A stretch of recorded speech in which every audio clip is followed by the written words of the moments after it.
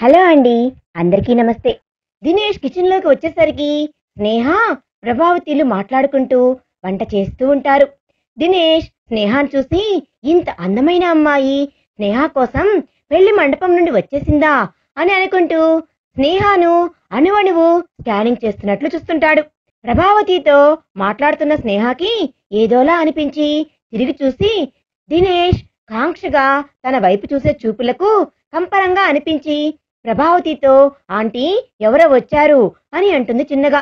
ప్రభావతి తిరిగి చూసి అక్కడ దినేష్ ఉండటంతో ఏంట్రా ఇప్పుడు కనిపించిందా ఇల్లు, ఎక్కడెక్కడ తిరిగావో పో పోయి స్నానం చేసిరా అని అంటుంది. స్నేహ నుండి చూపును బలవంతంగా ప్రభావతి వైపు మళ్లించుకొని ఏంటి మా నువ్వు, ఎక్కడ తిరుగుతాను, ఫ్రెండ్స్ తో అలా బైక్ రైడ్కి వెళ్ళాము, ఇంకా వాళ్ళు అప్పుడే ఎందుకులే అంటే సినిమాకి హోటల్కి వెళ్ళి వస్తున్నాం, ఎంటర్టైన్మెంట్ ఇక్కడ ఉంది అని తెలిస్తే నేను గడప దాటుతానా అని అంటాడు వంకరగా స్నేహాన్ని చూస్తూ. స్నేహకు టెన్షన్ గా అనిపిస్తూ తలదించుకొని తన పని తను చేసుకుంటూ ఉంటుంది. ప్రభావతి ఏంటో నీ మాటలు అర్థమే కావు, వెళ్ళి ఫ్రెష్ అయ్యి రాపో అని అంటుంది.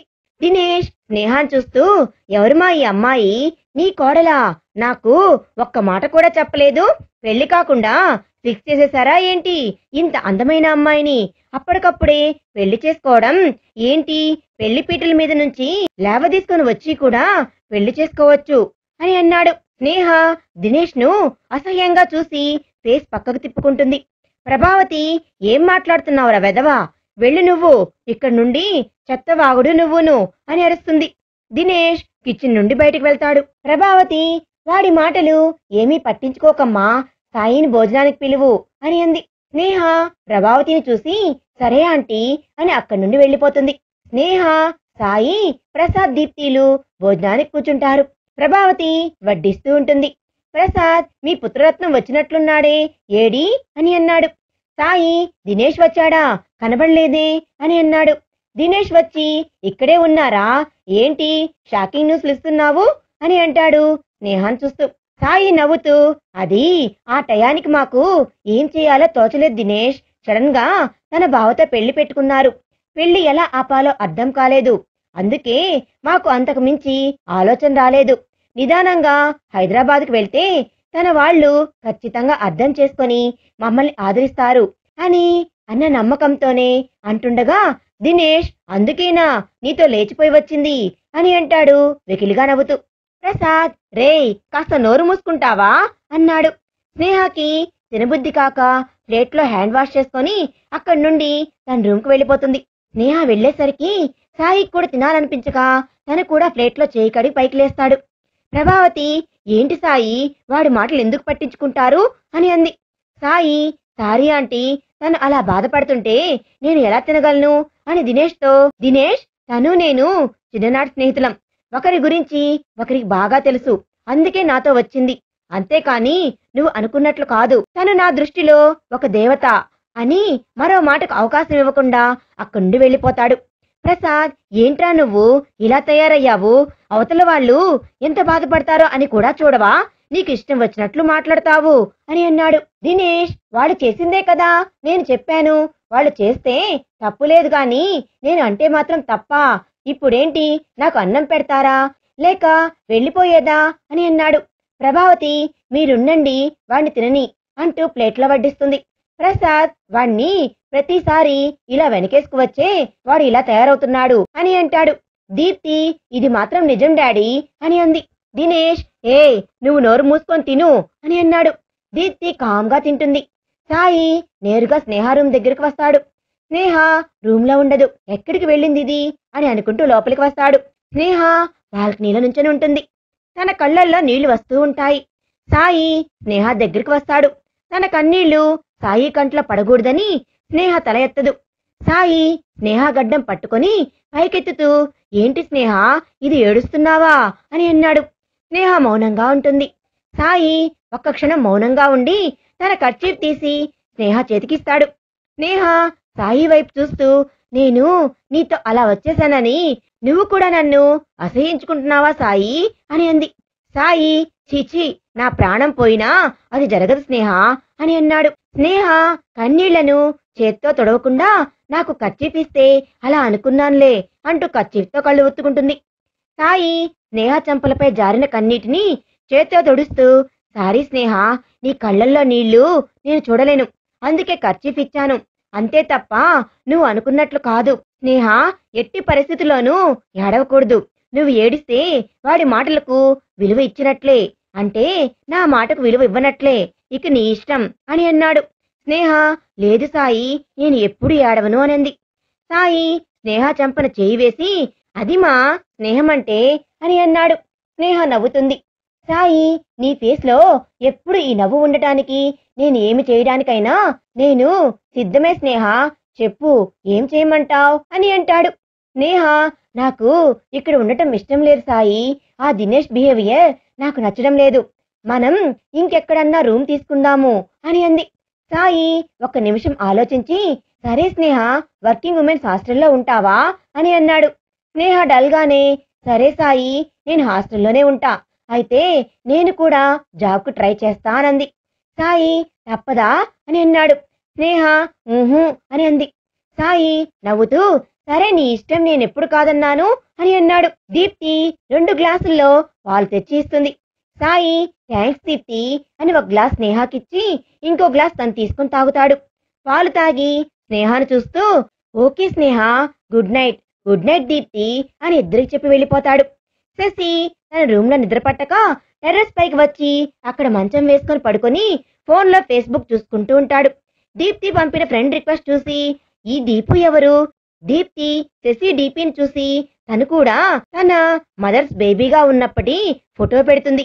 నాకన్నా చాలా క్యూట్ గా ఉన్నాడు అనుకొని మ్యూచువల్ ఫ్రెండ్ గా సాయి స్నేహాలను చూసి, ఓహో, ఈ దీపుకు ఖచ్చితంగా సాయి స్నేహాల గురించి తెలిసి ఉంటుంది, రిక్వెస్ట్ యాక్సెప్ట్ చేద్దాం, నిదానంగా మాట కలిపి సాయి స్నేహాల గురించి తెలుసుకుందాం అని అనుకొని రిక్వెస్ట్ యాక్సెప్ట్ చేసి తను ఆన్లైన్లో ఉండటంతో, హాయ్ దీపు, నువ్వు డీపీలో చాలా క్యూట్ గా ఉన్నావు అని మెసేజ్ పెడతాడు. తను టైప్ చేస్తున్నట్లు చుక్కలు చూసి వెయిట్ చేస్తాడు. దీపు, థ్యాంక్స్ శశి, నువ్వు కూడా చాలా క్యూట్ గా ఉన్నావు, అసలు నీ డీపీ చూసే నేను డీపీ చేంజ్ చేశాను అనంది. శశి స్మైలీ ఇమోజ్ పెట్టి, సాయి నీకెలా తెలుసు అని అన్నాడు. దీప్తి, అది నేనే నిన్ను అడగాలి అనుకుంటున్నాను శశి, నువ్వు తన గర్ల్ ఫ్రెండా లేక అంతకు మించా అని అంది. శశి ఆ ప్రశ్నకు షాక్ అయ్యి, వీడు నన్ను అమ్మాయి అనుకుని రిక్వెస్ట్ పంపినట్లున్నాడు, కాదు అని చెబితే ఇక ఫ్రెండ్షిప్ కి హ్యాండ్ ఇవ్వచ్చు, అప్పుడు సాయి స్నేహాల గురించి తెలుసుకోవడం ఎలా, ప్రస్తుతానికి అమ్మాయిలానే టైప్ చేద్దాం అని అనుకుని, ఎందుకలా అడిగావు దీపు, కొంపదీసి నా డీపీ చూడగానే నాతో లవ్ లో పడిపోయి జెలసీ ఫీల్ అవుతున్నావా ఏంటి, అసలు నాకు ఏ ఫీలింగ్ తో ఫ్రెండ్ రిక్వెస్ట్ పంపావు, ముందుగానే చెప్పేయ్, నాకు ఈ లవ్లు నచ్చవు అని అంటాడు. అది చదివి దీప్తి, ఇది నన్ను అబ్బాయి అనుకుంటుంది, సరేలే అలాగే అనుకొని నష్టమేముంది, చూద్దాం, పెద్ద బిల్డప్ ఇస్తుంది, లవ్ లో పడను అని, నిజంగానే లవ్ లో పడదా, టెస్ట్ చేద్దాం అని అనుకొని, హే అలాంటిది ఏమీ లేదు, నిజంగానే డీపీలో నీ క్యూట్ ఫేస్ చూసి ఫ్రెండ్లీగానే రిక్వెస్ట్ పంపాను, నీకు ఇష్టం లేకపోతే నన్ను బ్లాక్ చేయొచ్చు అని అంది. శశి, వాడు లవ్ అనకుండా చూసుకోవాలి, ఇద్దరం అబ్బాయిలమే కాబట్టి ఫ్రెండ్షిప్ ఓకే, సాయి గురించి తెలుసుకున్నాక అప్పుడు బయట పెడదాం, నేను నీలాగే అబ్బాయిని అని అని అనుకుని, దీపు నాకు లవ్ నచ్చదు అన్నా, ఫ్రెండ్షిప్ కాదు, నీతో ఫ్రెండ్షిప్ నాకు ఇష్టమే అని అంటాడు. దీప్తి, అమ్మయ్యా, లవ్ గొడవ లేకపోతే తన మనసులో ఆడుకుంటున్నట్లు కాదు, ఇద్దరం అమ్మాయిలమే కాబట్టి తనతో ఫ్రెండ్షిప్ ప్రాబ్లం లేదు అని అనుకుని, థ్యాంక్స్ శశి, నీకే కాదు నాకు ఈ లవ్ నచ్చదు, నీతో ఫ్రెండ్షిప్ నాకు ఇష్టమే అని అంది. శశి, ఓకే దీపు, నాకు నిద్ర వస్తుంది, గుడ్ నైట్ అని అన్నాడు. Deepti, okay Shashi, good night అని ఇద్దరు ఫోన్ పక్కన పెట్టి ఇద్దరు ఒకరి గురించి ఒకరు ఆలోచిస్తూ పడుకుంటారు. మరునాడు ఉదయం ఫోన్ రింగ్తో స్నిగ్ధకు మెలకు వస్తుంది. స్నిగ్ధ నిద్రమత్తుతోనే కళ్ళు నలుముకుంటూ ఫోన్ లిఫ్ట్ చేసి, ఫోన్ చేసింది లక్ష్మి అనుకొని, గుడ్ మార్నింగ్ మమ్మీ అండ్ చాలా థ్యాంక్స్ మమ్మీ నిద్ర లేపినందుకు అని అంది. ఫోన్ చేసిన జానకి స్నిగ్ధ మమ్మీ అనేసరికి అలానే వింటూ ఉంటుంది, పలికితే తను పిలవడం ఆపేస్తుంది అని. స్నిగ్ధ, మమ్మీ ఏంటి మాట్లాడవు, అమ్మా వినిపిస్తుందా లేదా, అసలు లైన్లో ఉన్నావా లేవా, అమ్మా అమ్మా అని అంది. జానకి, బంగారం, నేను జానునిరా, నువ్వు అమ్మా అని పిలుస్తుంటే పలికితే ఎక్కడ పిలవడం ఆపేస్తావో అని వింటున్నాన్రా అని అంది. స్నిగ్ధ, నేను నిన్ను అమ్మా అని పిలిస్తే నీకిష్టమా జాను అని అంది. జానకి, ఆ పిలుపుకు నా మాతృహృదయం పొంగిపోతుంది బంగారం అని అనుకొని పైకి అమ్మా అని పిలిస్తే ఎవరికిష్టం ఉండదు బంగారం అని అంది. స్నిగ్ధ, అయితే నిన్ను అమ్మా అనే పిలుస్తాను.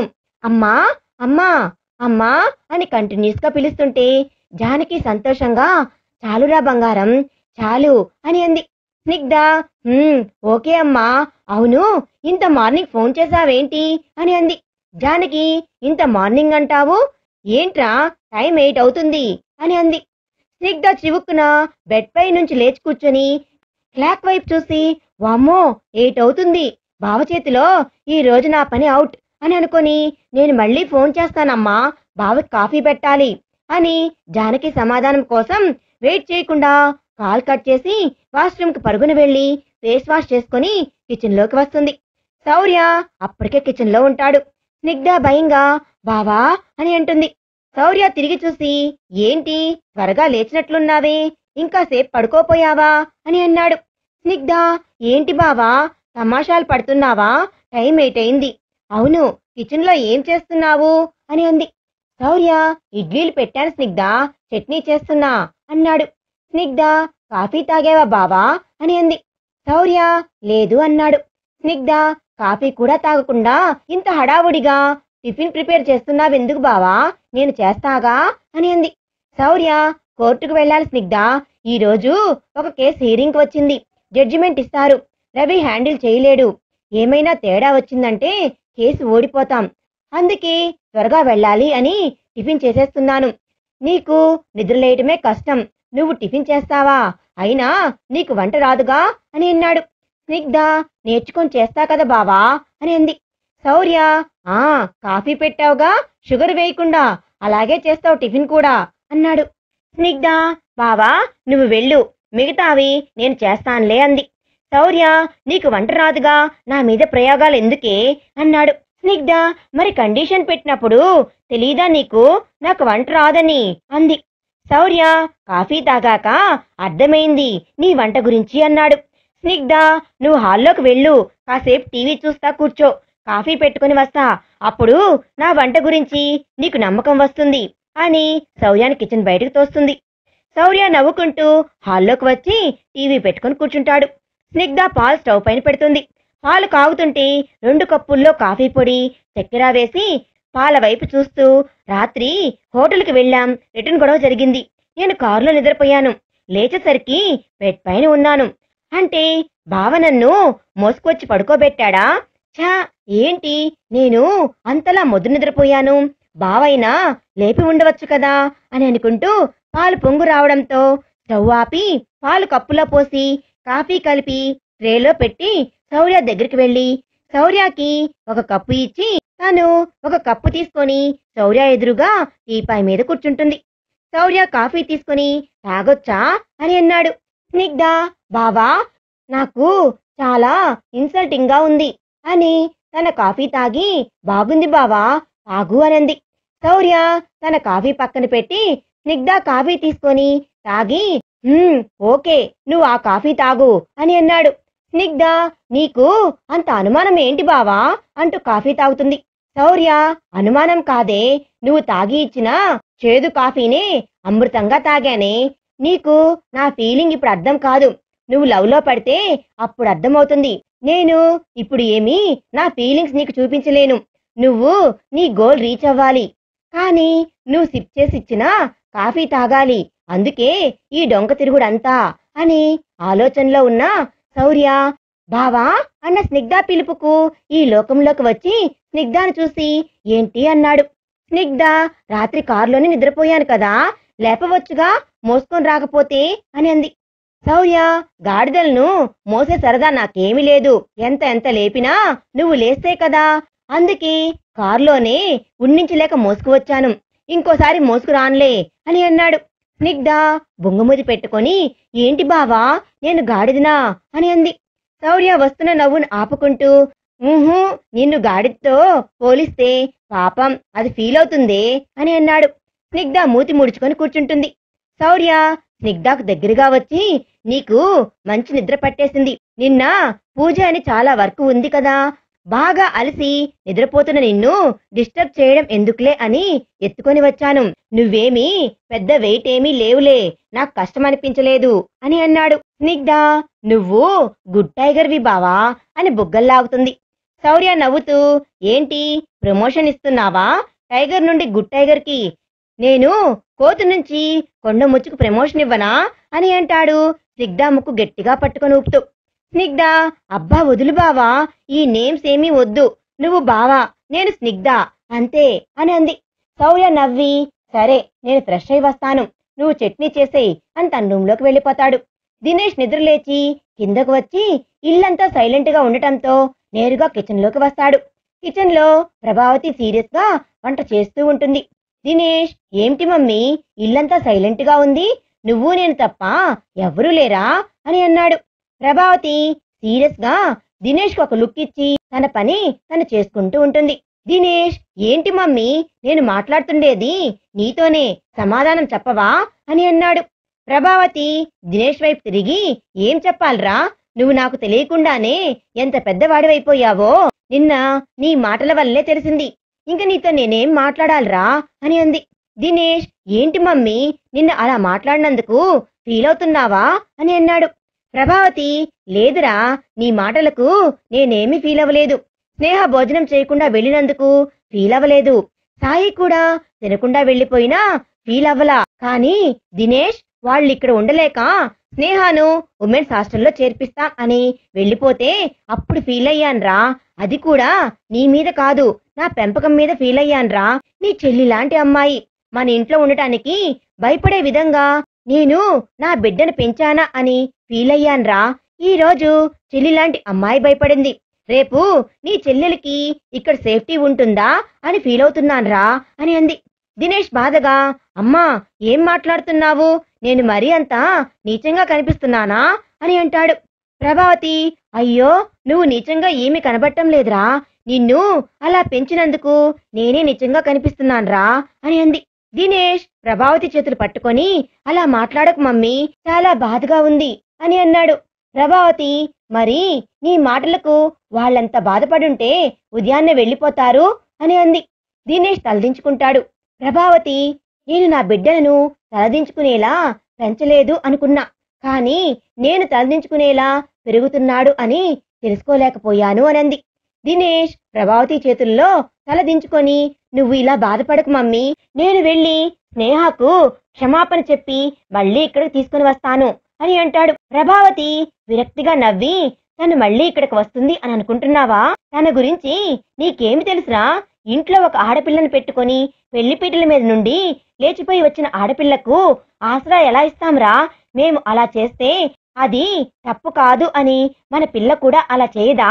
భార్గవి ఫోన్లో స్నేహ గురించి మరీ మరీ చెప్పి వాళ్ళకి ఆసరా ఇమ్మందిరా. స్నేహ బంగారం రా, నేను తనకి తల్లిని కాలేకపోయాను అని చాలా బాధగా ఉందిరా అని అంది. దినేష్, సారీ మమ్మీ, ఇంకెప్పుడు ఏ అమ్మాయిని తక్కువగా మాట్లాడను. స్నేహ ఇక్కడికి రాకపోయినా కనీసం నన్ను క్షమించమని అడుగుతాను అని అంటాడు. ప్రభావతి, పోరా, ముందు ఆ పని చెయ్యి, అప్పటిదాకా నాతో మాట్లాడకు, వెళ్ళు అని అంటుంది. దినేష్ సరే అని ఉమెన్స్ హాస్టల్ అడ్రస్ చెప్పు అంటాడు. ప్రభావతి, నేను చెప్పను, నువ్వే తెలుసుకుని వెళ్ళి తనని క్షమాపణ అడిగి తనను నాతో మాట్లాడించు అనంది. దినేష్, ఏంటి మమ్మీ, ఇప్పుడు నేను విజయవాడలో ఉన్న ఉమెన్స్ హాస్టల్స్ అన్నీ వెతకాలనా? చాలా పెద్ద పనిష్మెంట్ మమ్మీ. ఏం చేస్తాను, నా నోటిదులకు ఈ పనిష్మెంట్ ఉండాలే అని అనుకొని అక్కడి నుండి వెళ్ళిపోతాడు. స్నిగ్ధ కిచెన్ లోకి వచ్చి చట్నీకి రెడీగా పెట్టినవి చూసి మనసులో, నేను పెద్ద బిల్డప్ ఇచ్చాను, చేస్తాను అని. సరేలే, మమ్మీకి ఫోన్ చేసి కనుక్కొని చేద్దాం అని లక్ష్మికి ఫోన్ చేస్తుంది. లక్ష్మి ఫోన్ లిఫ్ట్ చేసి, గుడ్ మార్నింగ్ స్నిగ్ధ అని అంది. స్నిగ్ధ, గుడ్ మార్నింగ్ తర్వాత మమ్మీ, బావ ఇడ్లీ పెట్టాడు, చట్నీకి రెడీ చేస్తున్నాడు, మిగతావి నేను చేస్తానులే, నువ్వు స్నానానికి వెళ్ళు అని బావను పంపాను. లక్ష్మి నవ్వుతూ, మరి చేస్తున్నావా అని అంది. స్నిగ్ధ, ఏంటి మమ్మీ చేసేది, నాకేమైనా తెలిస్తే కదా చేసేది అని అంది. లక్ష్మి సరే నేను చెబుతుంటా, నువ్వు చేసేయి అని అంది. స్నిగ్ధ ఓకే మమ్మీ అని లక్ష్మి చెప్తుంటే స్నిగ్ధ ఫోన్లో వింటూ చట్నీ చేసి ఒక బౌల్లోకి తీసి పక్కన పెట్టి థ్యాంక్స్ మమ్మీ అని ఫోన్ కట్ చేసి ఆల్రెడీ హాట్ బాక్స్ లో తీసిపెట్టిన ఇడ్లీ, చట్నీ, ప్లేట్లు, వాటర్ అన్నీ పెట్టి వాష్రూమ్కి వెళ్తుంది. స్నిగ్ధ రెడీ అయి వచ్చేటప్పటికి శౌర్య ఇంకా వచ్చి ఉండడు. ఏంటి బావ ఇంకా రాలేదు అని అనుకుని శౌర్య రూమ్కి వెళ్తుంది. శౌర్య ఫోన్లో కోపంగా ఎవరితోనో అరుస్తుంటాడు. స్నిగ్ధ టైగర్ ఏంటి ఇంత గాండ్రిస్తుంది అనుకుంటూ శౌర్య ముందుకు వస్తుంది. స్నిగ్ధ శౌర్య కోపంగా ఫోన్లో స్టాప్ ఇట్ అని అరుస్తూ అక్కడ బెడ్ మీద ఉన్న ఏసీ రిమోట్ విసురుతాడు. స్నిగ్ధ తలకు రిమోట్ తగులుతుంది. స్నిగ్ధ ఆవ్ అని అరుస్తూ తల పట్టుకుంటుంది. అది చూసిన శౌర్య ప్రాణం గిలగిలలాడుతుంది. మరి తర్వాత ఏం జరిగింది అనేది మనం నెక్స్ట్ పార్ట్ లో తెలుసుకుందాం. ఈ వీడియో కనుక మీకు నచ్చినట్లయితే ప్లీజ్ లైక్ చేయండి. Thanks for watching.